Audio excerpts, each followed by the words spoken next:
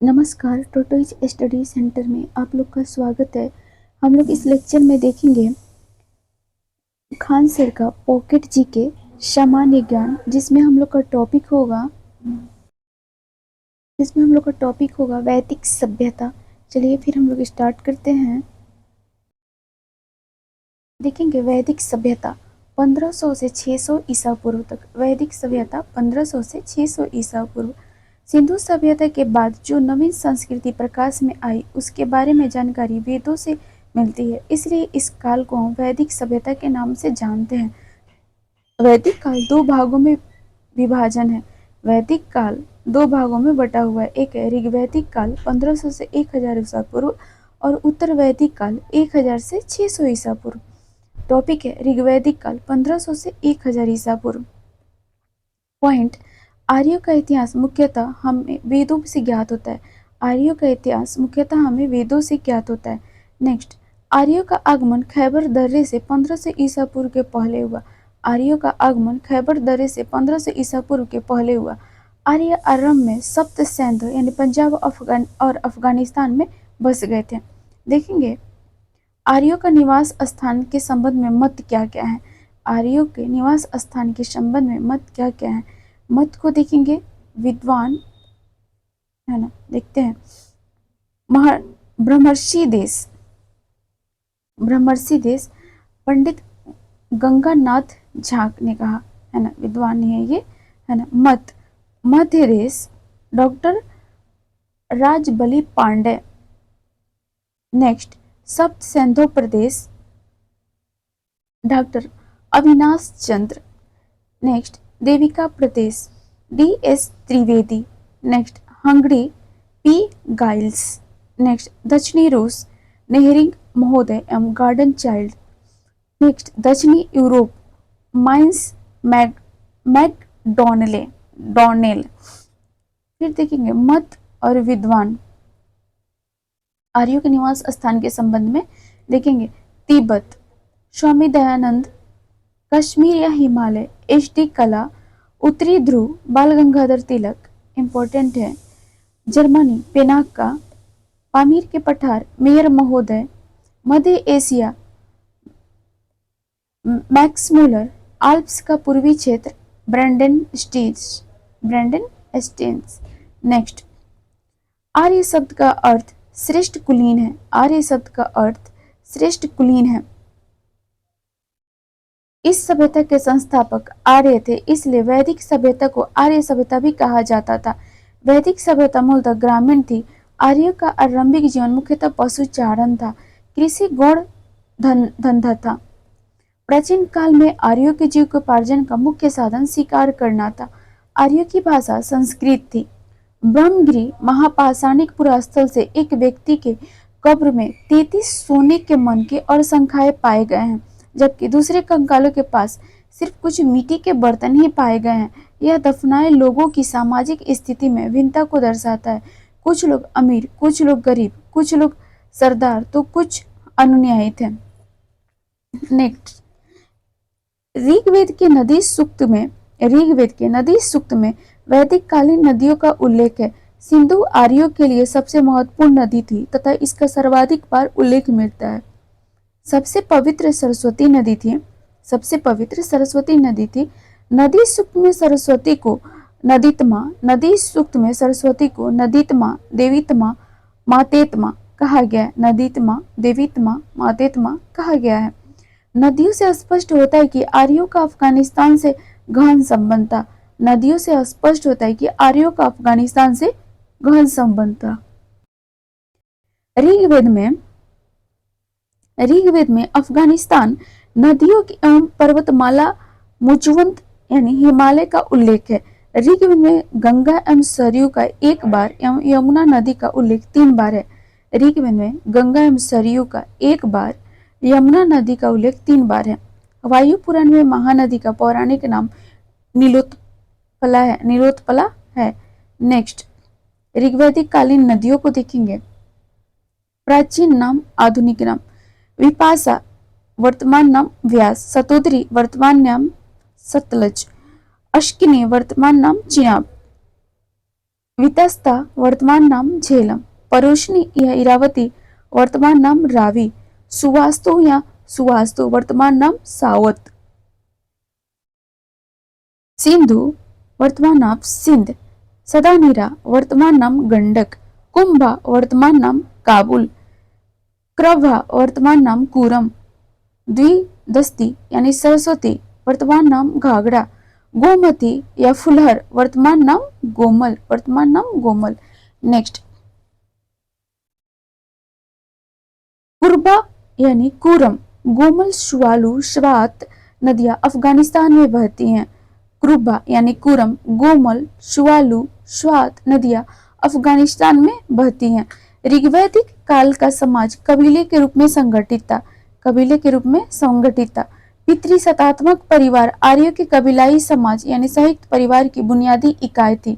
पितृसत्तात्मक परिवार आर्यों के कबीलाई समाज यानी संयुक्त परिवार की बुनियादी इकाई थी। आर्यों के 5 कबीले होने की वजह से उन्हें पंचजन्य कहा गया है। आर्यों के 5 कबीले होने की वजह से उन्हें 5 जन्य कहा गया है। ये अनु, दुह्य, पुरु, तुवर्षु, यदु हैं। ये अनु, दुह्यु, पुरु, तुवर्षु और यदु हैं। नेक्स्ट ग्राम, विस और जन में उच्चतर इकाई है। ग्राम, विस और जन में उच्चतर इकाई है। ये ग्राम संभवतः कई परिवारों के समूह को कहते थे। ग्रामीण ग्राम का मुखिया होता था, ग्रामीण ग्राम का मुखिया होता था। विस कई गांवों का समूह इकाई प्रधान विसपति कहलाता था। जन अनेक विसों का समूह, उसके अधिपति को जनपति यानी राजा कहा जाता था। देश या राजा के लिए राष्ट्र शब्द आया था। राजा का पद वंशानुगत नहीं होता था, राजा का पद वंशानुगत नहीं होता था। वैदिक काल में राजतंत्र न होकर गणतांत्रिक व्यवस्था थी। लोकतंत्र की अवधारणा वैदिक काल की देन है। राजा को गोपा या गोपति, गायों या मवेशियों का स्वामी कहा जाता था। ऋग्वेद में सेनानी, सेनापति, पुरोहित शासकीय पदाधिकारी थे जो राजा की सहायता के लिए थे। राजा की सहायता हेतु 12 मंत्री होते थे जिन्हें रत्नी कहा जाता था, जिसमें सूत, रथकार और कर्मकार पदाधिकारी थे। पूरब पूर्व दुर्गपति होता था जो सैनिक कार्य करता था तथा अस्पस गुप्तचर होते थे। वाजपति गोचर भूमि का अधिकारी एवं कुलप परिवार का मुखिया होता था। दूत समय पर संधि विग्रह के प्रस्तावों को लेकर राजा के पास जाता था। वहीं देखेंगे विदत सर्वाधिक प्राचीन संस्था था जो धन का बंटवारा करता था। विदत सर्वाधिक प्राचीन संस्था था जो धन का बंटवारा करता था। सभा वरिष्ठ एवं कुल लोगों का समूह था। सभा वरिष्ठ एवं कुलीन लोगों का समूह था। इसका ऋग्वेद में 8 बार उल्लेख किया गया है। समिति यह जनप्रतिनिधियों के समूह का प्रतिनिधित्व करती थी। समितियां यह जनप्रतिनिधियों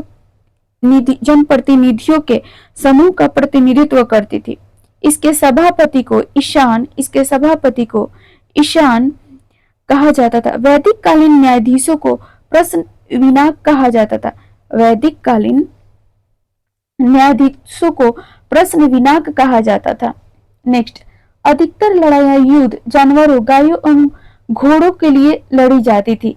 अधिकतर लड़ाइयां यानी युद्ध जानवरों जिसमें गायों घोड़ों के लिए की जाती थी। नेक्स्ट युद्ध के लिए गविष्टि शब्द का प्रयोग किया गया। युद्ध के लिए गविष्टि शब्द का प्रयोग किया गया जिसका अर्थ गायों की खोज है, जिसका अर्थ गायों की खोज है। ऋग्वैदिक कालीन आर्यों में कवच और शिरस्त्राण हेलमेट का प्रयोग करते थे। नेक्स्ट आर्य 3 प्रकार के वस्त्र धारण करते थे।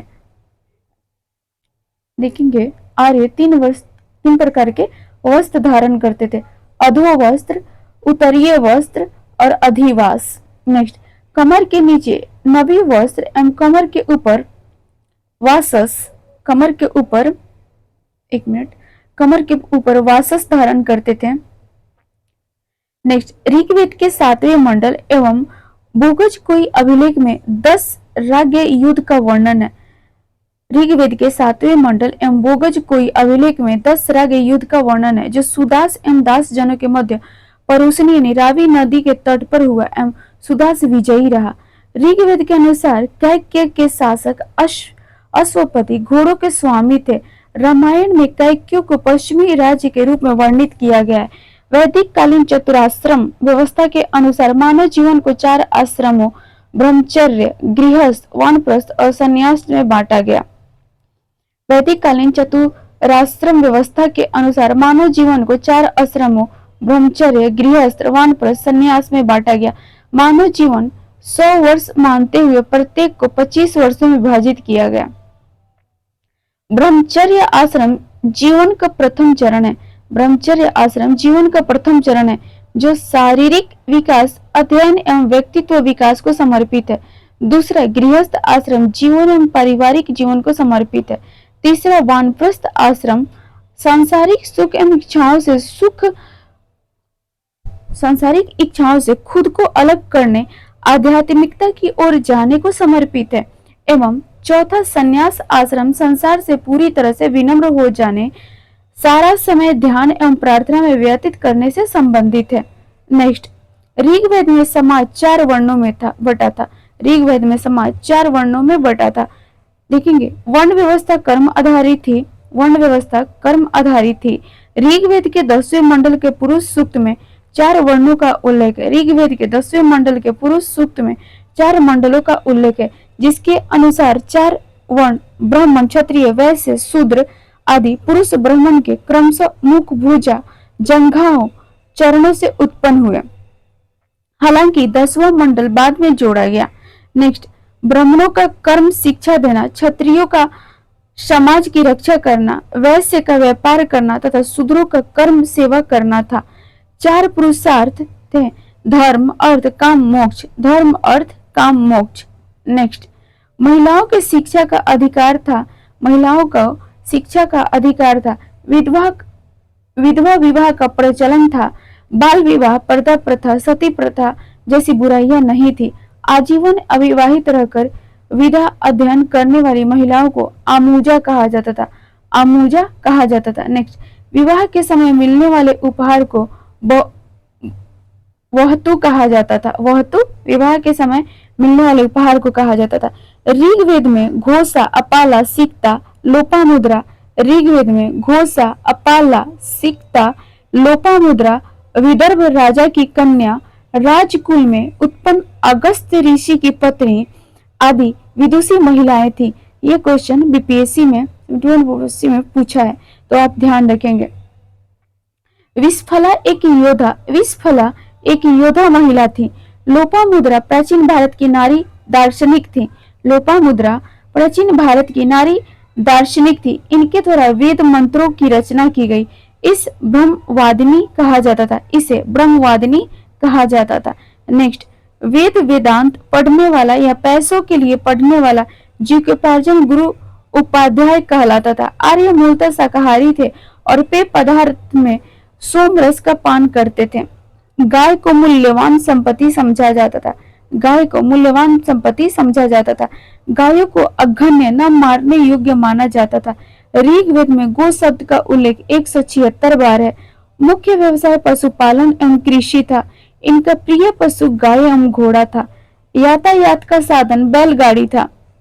वस्तु विनिमय द्वारा लेन देन करते थे एवं मुद्रा प्रणाली नहीं थी। व्यापार के लिए बाहर जाने वाली पढ़ी कहलाता था। व्यापार के लिए बाहर जाने वाला पढ़ी कहलाता था। ऋण देकर ब्याज लेने वाले को वेक नोट, ऋण देकर ब्याज लेने वालों को वेक नोट यानी सूदखोर कहा जाता था। लोहा की खोज आर्यों ने की, जिसे श्याम अयस्क कहा जाता है। लोहा की खोज आर्यों ने की, जिसे श्याम अयस्क कहा जाता है। नेक्स्ट, आर्य प्राकृतिक बहुदेववाद, एकाधिक देववाद, एकेश्वरवाद एवं निर्गुण भक्ति में विश्वास रखते थे। वैदिक मंत्रों में विष्णु, शिव और देवी की झलक मिलती है। ऋग्वैदिक काल में यज्ञ की प्रधानता थी। शक्तिशाली राजाओं द्वारा अश्वमेध यज्ञ करवाए जाते थे। यज्ञ एवं यज्ञ बलि का उल्लेख ऋग्वैदिक काल में मिलता है। यज्ञ एवं यज्ञ बलि का उल्लेख ऋग्वैदिक काल में मिलता है। नेक्स्ट, यज्ञों में विभिन्न पुरोहितों की भूमिका। होत्र यज्ञों में विभिन्न पुरोहितों की भूमिका। होत्र ऋग्वेद का पाठ करने वाला उद्गाता। ऋग्वेद का पाठ करने वाला उद्गाता, सामवेद की ऋचाओं का गान करने वाला अधर्यु, यजुर्वेद का पाठ करने वाला ब्रह्मा और संपूर्ण यज्ञों की देखरेख करने वाला। ठीक है, नेक्स्ट अवेस्ता। अवेस्ता और ऋग्वेद दोनों भाषिक समानताओं के कारण आर्यों से संबंधित माने जाते हैं। अवेस्ता और ऋग्वेद दोनों भाषिक समानताओं के कारण आर्यों से संबंधित माने जाते हैं। अवेस्ता ईरान से संबंधित है। अवेस्ता ईरान से संबंधित है। नेक्स्ट, वैदिक काल में मृतकों के शवों को महापाषाण से बनी कब्र में दफनाया जाता था। वैदिक काल में मृतकों के शवों को महापाषाण से बनी कब्र में दफनाया जाता था। ऋग्वैदिक भारत का राजनीतिक ढांचा इन 4 आरोही क्रम में बांटा था। कर्म प्रधान, कुल, कुलप्पा, विस्पति। देखेंगे क्रम और प्रधान, ग्राम, ग्रामीण, जन, गोप या राज। नेक्स्ट, ऋग्वैदिक कालीन देवताएं। ऋग्वैदिक कालीन देवताओं को देखेंगे। मरुत तूफान का देवता, सोम वनस्पति का देवता, उषा प्रगति भोर उत्थान की देवी, धौ आकाश का देवता, वरुण जल के देवता, वरुण जल के देवता, धौ आकाश के देवता। नेक्स्ट, देवता और संबंध, उष्ण या रुद्र, शूद्र या पशुओं का देवता, इंद्र युद्ध एवं वर्षा का देवता, अग्नि देवता एवं मनुष्य के बीच मध्यस्थ, अश्विनी विस्पति को हरने वाले देवता, विष्णु विश्व के संरक्षण पालन करता। भारतीय संस्कृति में अनंग कामदेव को कहा जाता है। भारतीय संस्कृति में अनंग कामदेव को कहा जाता है। नेक्स्ट, देवताओं की श्रेणी। देवताओं की श्रेणी देखेंगे, पृथ्वी, आकाश, अंतरिक्ष। ठीक है, अग्नि, सोम, पृथ्वी, बृहस्पति, सरस्वती, आकाश, सूर्य, घोष, वरुण, अश्विनी, विष्णु, सविता, उषा, पूषण, अंतरिक्ष, इंद्र, वायु, रुद्र, मरुत, वात, पर्जन्य। नेक्स्ट, प्राचीन भारत के विश्वोत्पत्ति के संदर्भ में 4 युग कृत यानी सत, त्रेता, द्वापर एवं कलयुग। प्राचीन भारत के विश्वोत्पत्ति के संदर्भ में 4 युग, ठीक है, कृत, त्रेता, द्वापर, कलयुग। नेक्स्ट, उत्तर वैदिक काल 1000 से 600 ईसा पूर्व। 1000 से 600 ईसा पूर्व, जिस काल में सामवेद, यजुर्वेद, अथर्ववेद तथा ब्राह्मण ग्रंथों, अरण्यकों एवं उपनिषदों की रचना हुई उसे उत्तर वैदिक काल कहा जाता है। जिस काल में सामवेद, यजुर्वेद, अथर्ववेद, ब्राह्मण ग्रंथों, अरण्यकों एवं उपनिषदों की रचना हुई उसे उत्तर वैदिक काल कहा जाता है। नेक्स्ट, ब्राह्मण युग का काल 800 ईसा पूर्व से 600 ईसा पूर्व का माना गया। इस काल में सभ्यता का केंद्र पंजाब से बदलकर कुरुक्षेत्र यानी दिल्ली और गंगा यमुना द्वाब का उत्तरी भाग हो गया। इस संस्कृति का मुख्य केंद्र मध्य देश था। इस संस्कृति का मुख्य केंद्र मध्य देश था। उत्तर वैदिक काल में सिंधु की सहायक नदियां सरस्वती एवं अफगानिस्तान की नदियों का उल्लेख मिलता है। उत्तर वैदिक काल में 1000 ईसा पूर्व के आसपास लोहे की खोज हुई। अतरंजी खेड़ा उत्तर प्रदेश से प्राप्त लोहे की दराती इसे प्रमाणित करते हैं। अतरंजी खेड़ा उत्तर प्रदेश से प्राप्त लोहे की दराती इसे प्रमाणित करते हैं। नेक्स्ट, हाल की खुदाई में तमिलनाडु के थूथुकुडी जिले में शिवगलाई और आदिचनल्लूर में लोहे के अवशेष मिले हैं। 3345 ईसा पूर्व और 2600 ईसा पूर्व के बीच के हैं। राजा का पद महत्वपूर्ण, गरिमामयी एवं वंशानुगत हो गया। नेक्स्ट, इस काल में राजा विशेष अवसरों पर यज्ञों का आयोजन करता था। राज्याभिषेक के समय राजसु यज्ञ तथा अश्वमेध यज्ञ एक साम्राज्यवादी यज्ञ होता था। यज्ञ एक ऐसी नौका है जिस पर भरोसा नहीं किया जा सकता। यह मुंडको उपनिषद से लिया गया है। नेक्स्ट, उत्तर वैदिक काल में सम्राट राजा हल चलाता था। हल को सीरा एवं हल रेखा को सीता कहा जाता था। ऋग्वैदिक काल में निष्क एक स्वर्ण आभूषण था जो गले के हार के रूप में पहना जाता था। नेक्स्ट, यह निष्क एवं गाय द्वारा व्यापार होता था। यह वस्तु विनिमय का प्रयोग करते थे। वैदिक काल में धनी व्यक्ति गोमती, अतिथि को गोहनता या गोहन, पुत्री की दुहिता वहीं मरुस्थल को ध्वन, उपजाऊ भूमि को उर्वरा, अनाज को धान्य, पशु चारण योग्य भूमि को खिल्य कहा जाता था। एवं प्रशासन में भागदूह राजस्व कर जमा करने वाला अधिकारी था। भागदू राजस्व कर जमा करने वाला अधिकारी था। प्राचीन भारत में श्रेणी व्यापारी एवं शिल्पकारों का संगठन होता था। प्राचीन भारत में श्रेणी व्यापारियों एवं शिल्पकारों का संगठन होता था। इस काल में वर्ण व्यवस्था जन्म आधारित थी। कुल एवं गोत्र शब्द का प्रयोग होता था। गोत्र शब्द का अर्थ गोष्ठ है, जिसका सर्वप्रथम प्रयोग ऋग्वेद में हुआ, जो वैदिक ऋषियों के नाम पर रखा जाता था। उत्तर वैदिक काल में इंद्र और अग्नि के स्थान पर प्रजापति जो देवकुल में सृष्टि के निर्माता थे, उनको सर्वोच्च स्थान प्राप्त हो गया। नेक्स्ट, संभवतः इसी काल में दो महाकाव्यों की रचना प्रारंभ हुई। महाभारत, पुराना नाम जय संहिता, और रामायण की, यानी महाभारत और रामायण की दो महाकाव्यों की इसी काल में रचना हुई थी। महाभारत विश्व का सबसे बड़ा महाकाव्य है। नेक्स्ट, महाभारत, इसकी रचना वेद व्यास ने की तथा समालोचनात्मक संस्करण श्री BVS सुक्तांकर के नेतृत्व में तैयार हुआ। वर्तमान में इसमें 1 लाख से अधिक श्लोक हैं। इसकी मूल भाषा संस्कृत थी।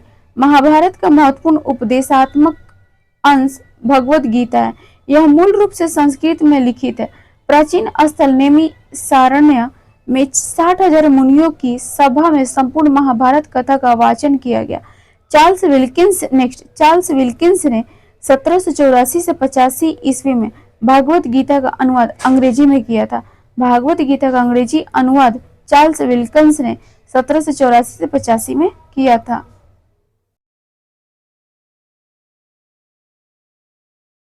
नोट, शांति पर्व का संबंध महाभारत से है। शांति पर्व का संबंध महाभारत से, इसमें 365 अध्याय हैं। देखेंगे। नेक्स्ट, रामायण, इसकी रचना वाल्मीकि द्वारा की गई तथा इसका लोकप्रिय संस्मरण रामचरितमानस की रचना संत तुलसीदास द्वारा की गई। यह 7 कांडों, बालकांड, अयोध्या कांड, अरण्य कांड, कनिष्कंद कांड, राम हनुमान मिलन है, सुंदर कांड, लंका कांड, उत्तर कांड में विभक्त है। नेक्स्ट देखेंगे, रामायण तथा महाभारत का संस्कृत भाषा में रचना का लगभग 500 ईसा पूर्व से 400 ईसा पूर्व में किया गया, परंतु इनका अंतिम रूप से संपादन गुप्त काल में हुआ। नेक्स्ट, रामायण और महाभारत में निषाद शब्द का प्रयोग जंगल वासियों के लिए किया गया है। रामायण और महाभारत में निषाद शब्द का प्रयोग जंगल वासियों के लिए किया गया है। नेक्स्ट, ऋतु शब्द का प्रयोग वैदिक साहित्य में सृष्टि के सर्वमान्य नियम के लिए हुआ है। ऋतु वस्तु सत्य का नियम है। ऋतु वस्तुतः सत्य का नियम है। नेक्स्ट, धर्म भारतीय संस्कृति एवं दर्शन की प्रमुख संकल्पना है। धर्म भारतीय संस्कृति एवं दर्शन की प्रमुख संकल्पना है। सामान्यतः धर्म का अर्थ कर्तव्य, अहिंसा, न्याय, सदाचरण, सद्गुण आदि है। पूर्व वैदिक आर्यों का धर्म प्राकृतिक पूजा और यज्ञ पर आधारित था, जबकि वैदिक काल में मूर्ति पूजा का प्रचलन था। नेक्स्ट, सनातन संस्कृति संस्कारों पर आधारित है। गौतम स्मृति में 40 प्रकार के संस्कार उल्लेखित हैं। महर्षि अंगिरा ने 25 प्रकार के संस्कार एवं व्यास स्मृति में 16 प्रकार के संस्कारों का उल्लेख हुआ है। नेक्स्ट, हिंदू पौराणिक कथा के अनुसार समुद्र मंथन हेतु वासुकी सर्प ने रस्सी के रूप में स्वयं को प्रस्तुत किया। नेक्स्ट, प्रमुख दर्शन एवं रचयिता। दर्शन, प्रवर्तक, प्रकृति। योग, पतंजलि। पूर्व मीमांसा, जैमिनी। वैदिक अनुष्ठान, करना। उत्तर मीमांसा, वेद, वादरायण। आत्मज्ञान, कर्म सिद्धांत, सांख्य, कपिल मुनि। वास्तविक आत्मज्ञान का अभिग्रहण, चवार्क, लोकायक। बृहस्पति, विवादित। भौतिकवादी, लोकायत, नास्तिक। न्याय, गौतम, न्याय का प्रवर्तक गौतम। तार्किक चिंतन, वैशेषिक, महर्षि कणाद। परमाणुवाद के सिद्धांत। नोट, कर्म का सिद्धांत उत्तर मीमांसा से संबंधित है। नेक्स्ट, प्रत्याहार, धारण, ध्यान, समाधि, प्राणायाम, यम, नियम, आसन अष्टांग योग के अंश हैं। अष्टांग योग के अंश हैं प्रत्याहारण, धारण, ध्यान, समाधि, प्राणायाम, यम, नियम, आसन अष्टांग योग के अंश है। नेक्स्ट, चवार्क दर्शन जड़वादी एवं भौतिकवादी विचारधारा का पोषक है। चवार्क दर्शन जड़वादी एवं भौतिकवादी विचारधारा का पोषक है, जो कि प्रत्यक्ष प्रमाण को स्वीकार करता है। चवार्क दर्शन ने काम को परम पुरुषार्थ माना है। नेक्स्ट, वैदिक युगन शब्दावली ब्रीही, चावल, अगन्या, न मारने योग्य, गाय, मुदक, मूंग, पड़ी, व्यापारी, यौ, जौ, तक्षण, बढ़ई, इच्छु, गहन, उर्वरा, जुते हुए खेत, गोधूम, गेहूं, नेष्क, स्वर्ण, आभूषण, मुद्रा, यवन प्रिय, काली मिर्च, खिल्य, घास का मैदान, अछवाप, पाशा खेलने में राजा का सहयोगी, अछवाप, पासा खेलने में राजा का सहयोगी, पालंगल संदेशवाहक, गोवी कर्तन शिकार में राजा की सहायता करने वाला, गोवी कर्तन शिकार में राजा की सहायता करने वाला। अब हम लोग का नेक्स्ट टॉपिक प्रारंभ होता है महाजनपदों का उदय। देखेंगे छठी शताब्दी ईसा पूर्व में पूर्वी उत्तर प्रदेश एवं पश्चिमी बिहार में लोहे का अधिकाधिक इस्तेमाल होने लगा। इसके अतिरिक्त उपज से एवं अन्य आर्थिक परिवर्तनों के कारण ऋग्वैदिक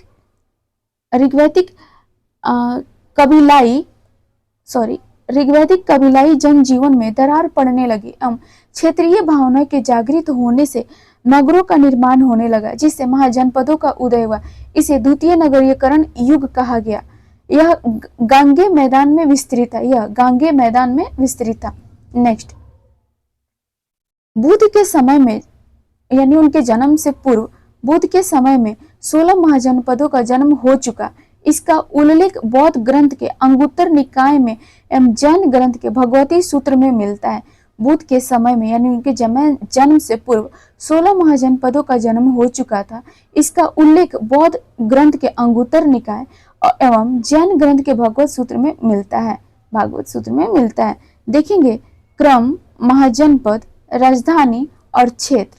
चलिए प्रारंभ करेंगे। अंग, राजधानी चंपा, प्राचीन नाम मालिन, क्षेत्र भागलपुर, मुंगेर और चंपा नदी। सेकंड, मगध, सबसे शक्तिशाली। गिरिव्रज या राजगिर, गंगा का दक्षिणी क्षेत्र। देखेंगे क्षेत्र देखेंगे पटना, गया, उत्तर में गंगा, पश्चिम में सोन, पूर्व में चंपा नदी, है ना। नेक्स्ट, थर्ड देखेंगे काशी की राजधानी वाराणसी, सर्वाधिक शक्तिशाली नगर, ये इसका क्षेत्र उत्तर प्रदेश, गंगा नदी।